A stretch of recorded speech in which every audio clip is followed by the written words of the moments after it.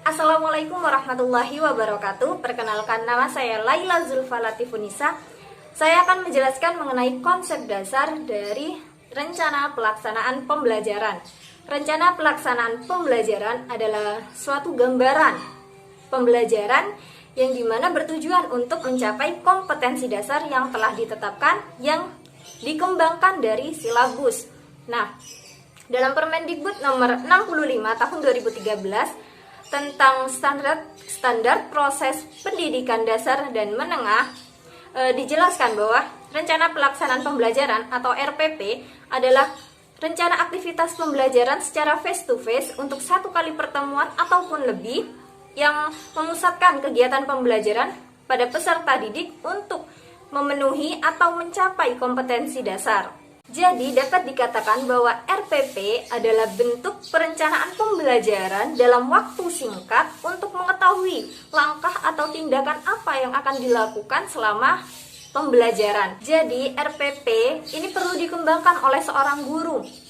Ini tujuannya untuk mengatur komponen yang ada di dalam pembelajaran, yaitu ada kompetensi dasar, materi standar, dan ada indikator serta penilaian. Jadi guru ini memiliki kewajiban untuk menyusun RPP secara sistematis dan lengkap, sehingga pembelajaran nantinya itu akan efisien, interaktif, menyenangkan, serta menantang.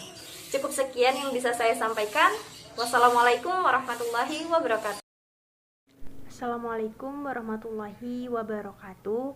Saya Elia Nurul Hasanah dengan NIM 20410101003. Di sini saya akan menyampaikan pembahasan mengenai prinsip-prinsip penyusunan RPP.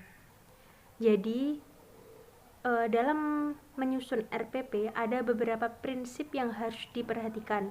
Yang pertama yaitu memperhatikan perbedaan individu siswa, meliputi jenis kelamin, kemampuan awal, tingkat kecerdasan, latar belakang budaya, dan juga lingkungan siswa.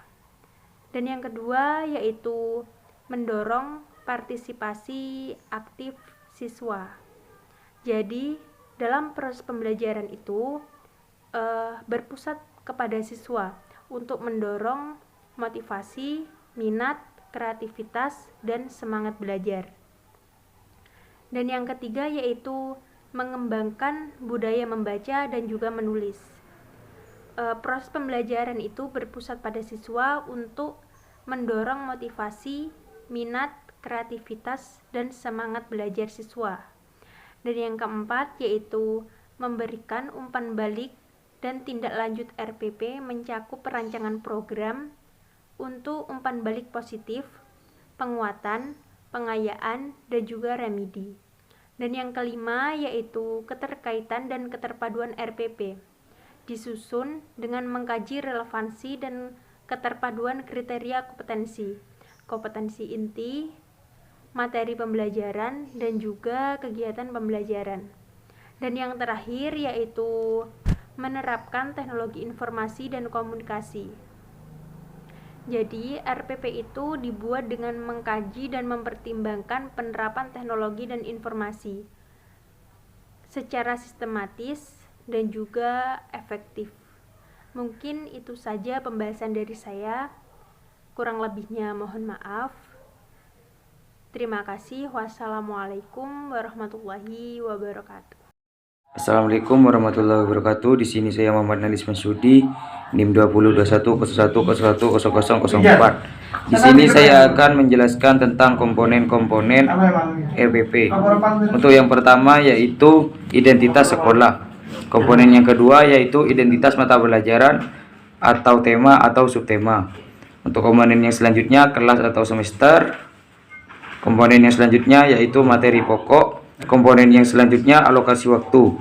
Alokasi waktu di sini ditentukan sesuai dengan keperluan untuk pencapaian kompetensi dasar dan beban belajar dan bahan belajar. Untuk yang selanjutnya kompetensi dasar dan indikator pencapaian kompetensi. Kompetensi dasar adalah sejumlah kemampuan yang harus dikuasai peserta didik dalam mata pelajaran tertentu. Indikator pencapaian kompetensi adalah perilaku yang dapat diukur dan diobservasi untuk menunjukkan ketercapaian kompetensi dasar tertentu. Untuk komponen yang selanjutnya yaitu tujuan pembelajaran. Tujuan pembelajaran adalah menggambarkan proses dan hasil belajar yang diharapkan dicapai oleh peserta didik sesuai dengan kompetensi dasar.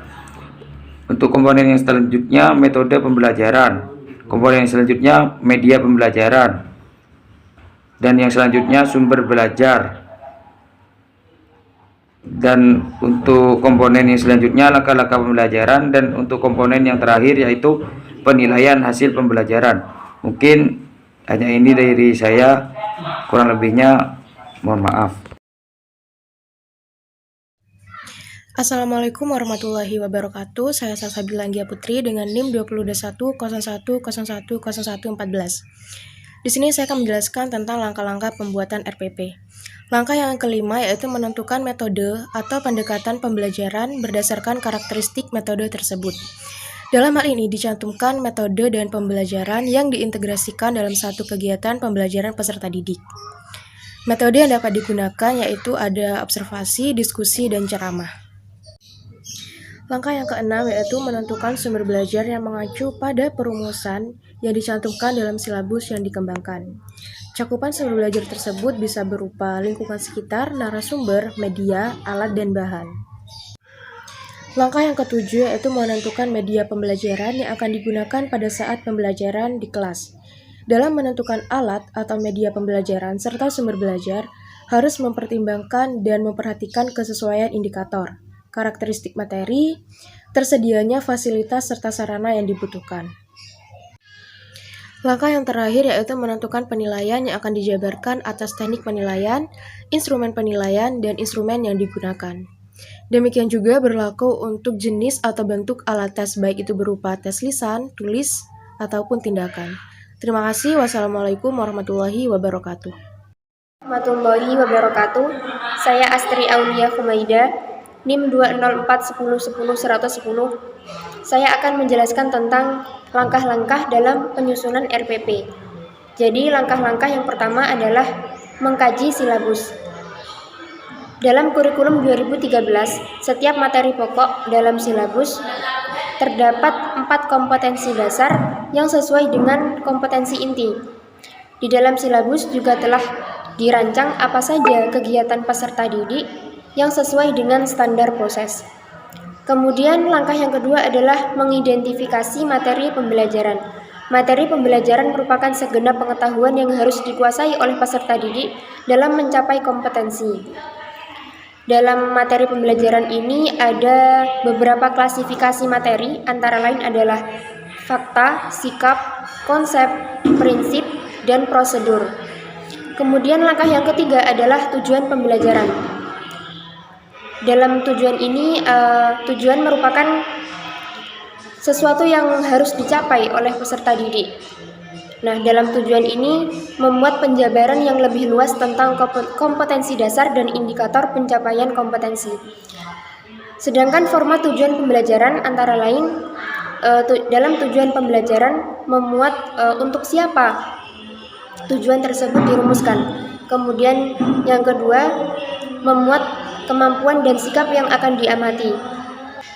Selanjutnya, adanya keterampilan baru yang harus dicapai dengan standar kemampuan yang dapat dinilai. Langkah-langkah yang keempat adalah menguraikan materi pembelajaran. Dalam tahap ini, pendidik dapat mengambil sumber dari berbagai referensi ya, bisa dari buku cetak, buku elektronik maupun dari jurnal. Biasanya kalau yang dipakai di SMA atau tingkat SMP itu adalah penerbit yang ternama, bisa dari Erlangga, Intan Pariwara, atau yang lainnya. Baik, itu saja. Terima kasih.